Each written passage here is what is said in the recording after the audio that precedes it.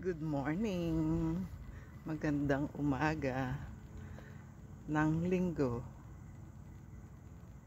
Aking ginagawa ngayon, binuksan ko na ang door nitong mga zucchini, pakwan, kamatis, sili.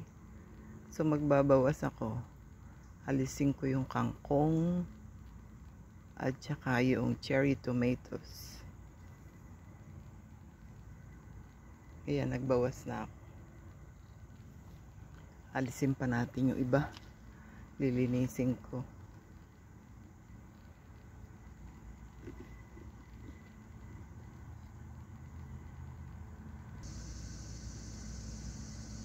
Harvestin na rin natin tong zucchini. Ang laki-laki. Ayan.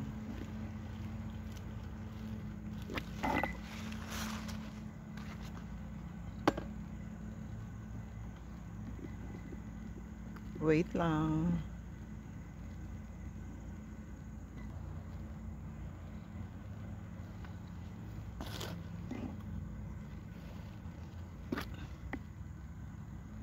Laki oh.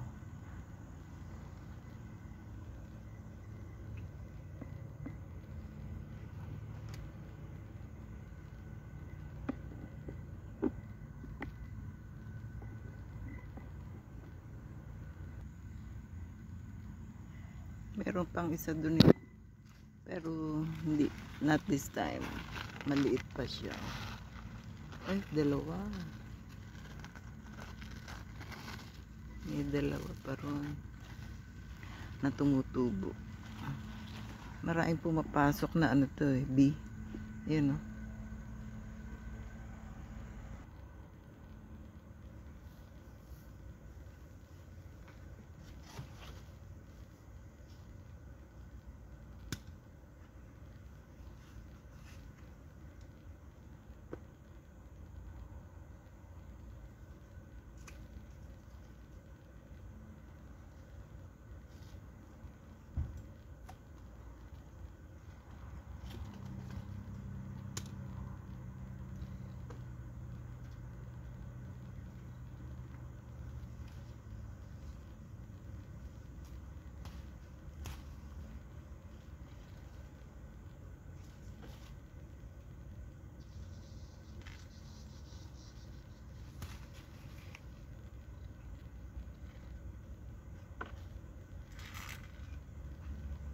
Ito kinakain daw to eh.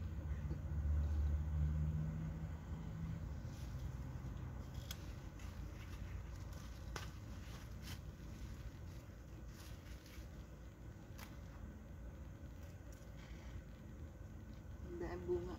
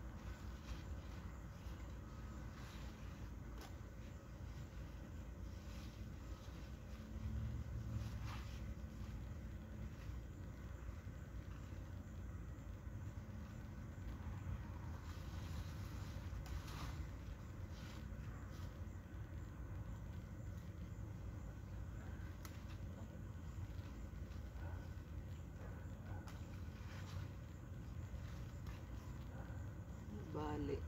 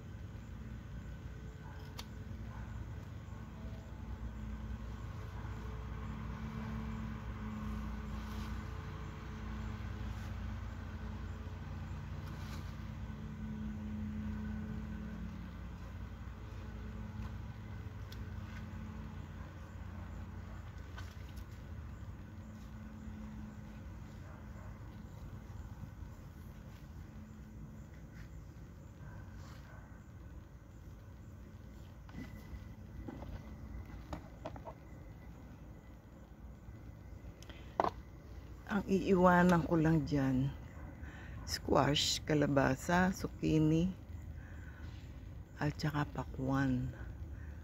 May konting sili din dito. Nasa gilid lang. So, we'll see.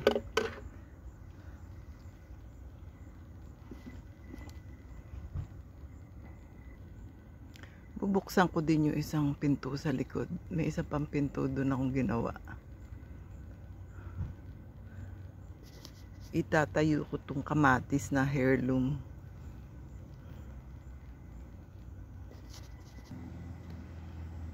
Nalinis ko na.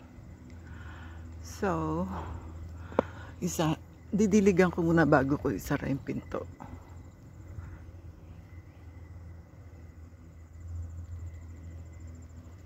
Sinuportahan ko 2 kamatis na lang natira ng heirloom tomatoes. Tsaka yung kangkong, pinagtatanggal ko na. Lahat ng cherry tomatoes, tinanggal ko na rin. So, yun ang kalabasa. Hindi sila makahinga dahil sa sukal sila. Yung sili, maliit lang naman siya, okay na siya dyan. Ani 4 na sili yan. Isa lang itong zucchini. So, ang kalabasa, 3 yata ito.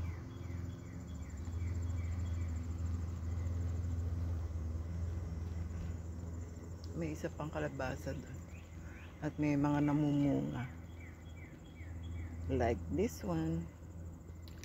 Ay, kamatis pala yun. Meron ako nakita kaninang kalabasa. So, hindi ko na binuksan tong kabila. Ayun, may kalabasa maliit na tumutubo. Hindi ko na binuksan dito sa pakwan. Sa loob. Dito na lang sa unang pinto ko siya tinanggal yung mga kangkong.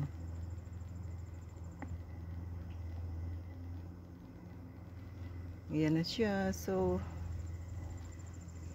hanggang sa susunod at nang makapagpahinga ako. Ito yung mga tinanggal kong